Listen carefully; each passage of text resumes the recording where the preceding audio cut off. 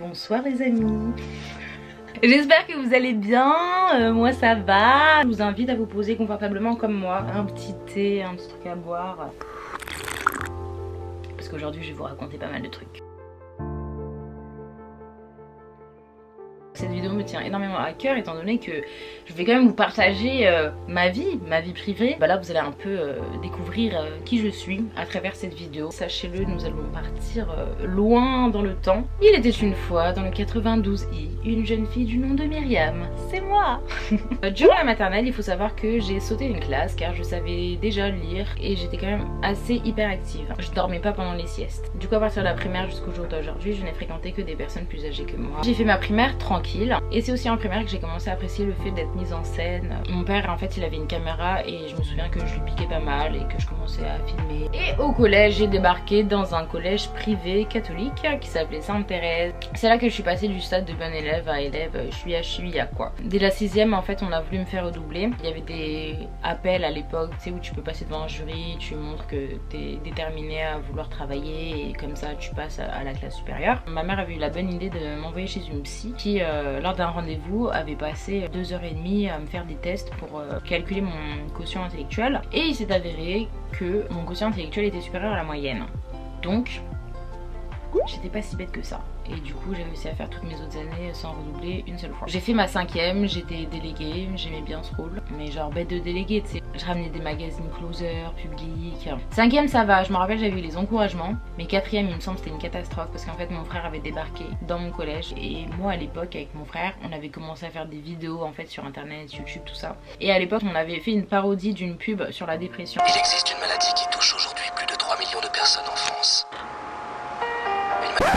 Et cette vidéo s'est retrouvée sur un Skyblog, voilà, parce qu'à l'époque c'était la mode des Skyblogs. Elle avait tourné dans tout le collège, à l'époque j'étais du coup déléguée. Et un jour en plein cours de français, ma CPE débarque et elle me chuchote dans l'oreille, tout à l'heure t'as rendez-vous avec la directrice après les cours. Et arrivée dans le bureau de la directrice, elle me dit c'est ce que c'est un Skyblog? Damn. Et moi en fait je me suis dit putain là c'est vraiment la merde parce que moi mon Skyblog c'était mon prénom et mon nom. @skyblog, il y a rien de plus. Le truc bien con. Et on regarde cette parodie tous ensemble. Je vous laisse imaginer mon petit tas de malaise hein. Cette vidéo au final m'a valu un conseil de discipline. Première anecdote du fait que ma passion n'était pas la bienvenue au collège. Ma 3ème je l'ai passée dans un collège à Rueil-Malmaison qui s'appelait Marcel Pagnol. On a préféré fuir dans un autre collège où personne ne connaissait notre passé tumultueux. De base, moi je venais de Nanterre. Mon lycée où on m'affectait, c'était un lycée ZEP, mais j'avais absolument aucune envie de partir là-bas. Bah, du coup, j'ai passé mon été à essayer de faire des demandes dans des lycées, tout sauf celui qui était à 10 minutes de chez moi. Je n'ai jamais été acceptée dans le lycée où tous mes amis étaient partis. C'était l'année où Michael Jackson est décédé. Cet été-là, du coup, j'étais partie en Algérie. J'avais passé mon été avec ma cousine Nabila. Ouais, alors moi c'est Nabi. J'ai aucune motivation, ouais, alors je sais pas ce que je fais là, mais je suis là. Je me rappelle aussi surtout que mes parents n'avaient pas pris de billet retour. On a eu la malchance de pas avoir de billet d'avion et la rentrée a commencé sans nous. Il s'est avéré qu'au dernier moment, c'était une semaine avant de rentrer en cours, j'ai su que j'avais enfin pu être affectée dans un lycée à Puteaux qui s'appelait le lycée Agora. Donc j'ai choisi la section économique et sociale. J'ai fait mes 3 années de lycée pratiquement avec les mêmes amis. En fait on était souvent dans la même classe quand j'étais en seconde. J'ai eu vers le milieu d'année un iPhone. Je faisais des photos que je repostais sur mon Facebook et à la fin du mois du coup je faisais un dossier, je taguais les gens et au final les gens ils allaient commenter. C'était vraiment le petit gossip du lycée en fait. Mon rôle de paparazzi m'a à nouveau porté préjudice au lycée. Et oui, après le collège, le lycée. À l'époque, ouais, où je suis à nouveau déléguée. Ouais, parce que j'ai une passion, j'aime bien être déléguée. Et une fois arrivée au conseil de classe, il y a le directeur qui commence à faire son petit speech. Et là, il commence à parler en mode... j'ai remarqué, il y a beaucoup d'élèves qui utilisent leur téléphone durant les cours et qui se permettent de prendre des photos en cours. N'est-ce pas, mademoiselle Mana? Voilà, je vous la fais comme ça. Donc il me dit ouais je suis au courant de ce que vous faites. J'avoue j'avais affiché des murs en mode il y avait grave des tags et je disais ouais c'est le lycée de la Hesse. Mais c'est bon tranquille, c'était pour rigoler. Quand il m'a lâché un... Vous savez que je peux porter plainte contre vous là juste après. Alors là je me suis dit bon là mon année c'est la merde, merdasse. C'est là que je me suis dit bon, faudrait peut-être que je me fasse un Facebook plus privé. Et un jour, en cours de sport, je me rappelle très bien, j'avais un prof que j'appréciais beaucoup qui s'appelait Monsieur Boucheret. C'était un prof de sport, tu sais, qui fait souvent des blagues, tout ça, qui donne des surnoms aux gens. Et un jour il m'appelle, il me dit hey Manhattan, parce que il faut savoir qu'en fait mon nom c'est Mana. Et il m'a appelé Manhattan. Et là je me suis dit mais attends, mais il y a personne qui m'a appelé comme ça un jour. C'est trop bien, il y a mon nom mais il est déguisé. Et de là est née Myriam Manhattan. Désormais, mes photos et mes vidéos de mes années lycée, tout ça, bah j'allais plus les poster sur mon Facebook. J'allais faire un nouveau Facebook qui allait s'appeler Myriam Manhattan. Donc à chaque fois que vous dites Myriam Manhattan, en fait, vous prononcez mon nom de famille sans le savoir. Bref, durant le lycée, je me souviens que je dormais beaucoup en cours. Il y avait juste une matière qui me passionnait, mais que la plupart des gens détestent, c'est la philo. C'est une des matières que j'aimais le plus. J'étais tombée sur le magazine de l'étudiant et je suis tombée sur une pub de l'Écart. Donc en fait l'Écart c'est École internationale de création audiovisuelle et réalisation. Et je lis et tout un petit peu, je pars sur le site et je me rends compte clairement que c'est l'école qu'il me faut en fait. C'est une école de cinéma, je vais pouvoir faire de la vidéo, de la photo, magnifique quoi. Et en plus de ça du journalisme, mais du journalisme audiovisuel, plus pour la radio, la télé, tout ça. Je m'inscris pour essayer de passer le concours et je passe le concours. Je m'en rappelle très bien. Enfin, cette école elle est située à Aubervilliers, là où il y a à peu près tous les studios de télé. Et déjà rien que le concours pour rentrer dans cette école, ça m'avait fait kiffer. On était déjà rentré dans une amphi, mélangé avec tous les élèves. Il y avait différentes sections, son, prod, actorat, journalisme audiovisuel, réalisation. Le concours c'était un des premiers extraits du film Drive avec Ryan Gosling au moment où il fait le braquage. Et en fait, il fallait écrire la scène d'un point de vue journalistique ou du point de vue d'un réal ou du point de vue de celui qui s'occupe du son, etc., etc. Après on a eu un rendez-vous avec le directeur et avec la directrice de la section JAV, journaliste audiovisuel. Ils avaient vu mon bulletin qui n'était pas fameux du tout, je dois l'admettre. Et je pense qu'il m'a réellement sauvée, c'est tout simplement le fait d'être naturel et d'avoir la tchatche. Parce qu'au final, quand on veut être journaliste audiovisuel, c'est pas forcément journaliste presse écrite. Presse écrite, t'écris des articles, il n'y a pas besoin de se montrer face à une caméra. Alors qu'au final, quand t'as envie d'être journaliste, c'est pas ton 18 sur 20 en histoire-géographie qui va faire que tu vas bien te débrouiller face à une caméra, t'as capté. Mais que rentrer dans une école comme ça où au final je peux exercer ma passion, je pense que je m'y mettrai à fond quoi. L'entretien se passe très bien. Et entre temps j'avais fait un concours pour une école de photo qui s'appelait l'Icart, qui était située à Levallois. Donc j'ai attendu une semaine, 2 semaines et j'ai reçu ma lettre. Je vois admise. Donc là je me dis alhamdulillah ya rabbi. Non franchement c'était un des...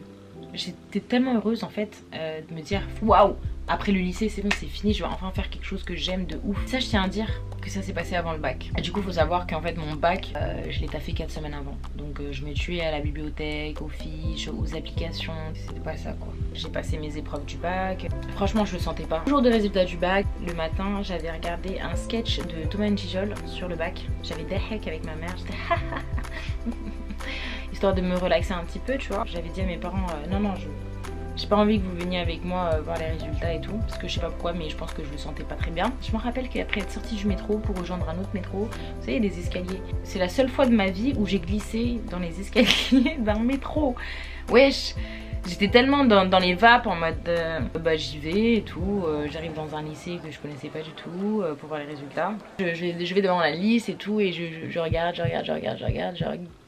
et je ne vois pas mon prénom. Donc je me dis bon. Et en plus le pire c'est dans les moments où t'entends les gens ouais youpi, ah j'ai le bac, et toi t'es en mode attends 2 secondes quoi, j'ai pas encore le résultat moi. Donc petit espoir, je vais regarder sur le côté, rattrapage tout ça. Donc je regarde et je vois pas mon prénom. Dans ma tête j'ai juste pensé à mes parents. Je me dis c'est pas possible. J'étais en train de penser à mon école là, je me disais mais attends là, je vais perdre toute une année en fait là. Il y a eu un espèce de vide en moi tu sais. Et je m'en rappelle que à ce moment là, il y a une main qui se pose sur mon épaule et quand je me retourne, bah c'est mon père. Voilà. Et là il me prend dans ses bras et je sais plus ce qu'il m'avait sorti, mais un style genre c'est pas grave. Mais moi au fond de moi je savais que c'était grave. Je savais que je le décevais. Pour moi j'étais au bout de ma vie. Je me disais c'est pas possible en fait, je peux pas encore perdre une année. J'avais honte, vraiment j'avais honte de moi. Et c'est pour ça que vraiment travaillez régulièrement en fait votre bac et faites pas la connerie de juste profiter et tout. Ce qui s'est passé c'est que fallait que j'appelle mon école tout simplement pour leur annoncer que finalement je n'allais pas venir à la rentrée car j'avais tout simplement raté mon bac. Je prends mon téléphone, oui allô voilà, je tombe sur une dame, je lui explique mon problème, je lui dis que voilà j'avais été acceptée dans l'école, j'avais passé le concours, je lui demandais en fait c'est quoi la solution pour me faire rembourser tout simplement. Et de là elle me dit si vous avez réussi au concours, vous avez votre droit en fait d'admission dans l'école, faut juste que avant la fin de votre diplôme, faut que vous ayez votre bac. De là, je me dis what? Ça veut dire que là j'ai pas besoin de redoubler là? Ça veut dire que je peux déjà venir dans votre école cette année? Et elle me dit bah ouais. Donc là franchement c'était libération de ouf. En fait j'étais mi-soulagée, tu vois j'étais encore dans un état, tu vois. Je me suis dit je vais m'inscrire au CNED, je vais faire mes études et en même temps passer mon bac. 12, je l'ai jamais passé. J'ai fait ma rentrée, je sais plus si c'était en 2011 ou 2012. Oh là là là là.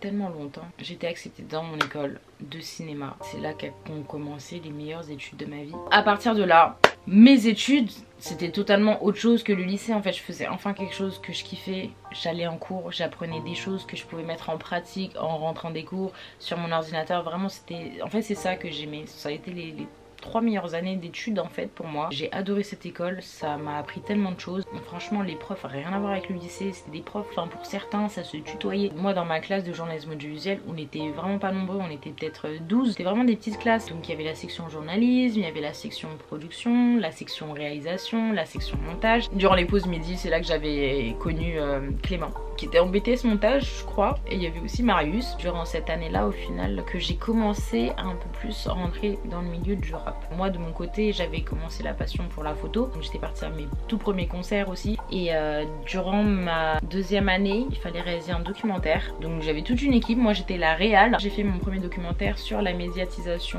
du rap, c'était à ce moment là où j'avais interviewé Dinos, Funky Flav, et l'année d'après pour ma dernière année je me souviens il fallait faire un documentaire sur quelque chose qu'on voulait. Je me souviens que j'avais fait tout seul de A à Z sur le rappeur Take a Mike, voilà. Mais ça je vous en parlerai dans une prochaine vidéo. Je pense que je l'appellerai mon parcours dans le milieu du rap. Voilà, parce que ça c'est long et il y a tellement d'anecdotes. Ça c'est plein d'autres anecdotes que je compte vous raconter. J'espère que désormais vous connaissez un peu plus de choses sur moi, que vous vous sentez un peu plus proche de moi. N'hésitez surtout pas à lâcher un maximum de pouces bleus. Franchement ça m'aide à voir qui apprécie cette vidéo. Prenez soin de vous. Bisous. Abonnez-vous à ma chaîne et surtout n'oubliez pas d'activer la cloche, c'est très important pour recevoir les notifications dès que je sors une nouvelle vidéo. Bye.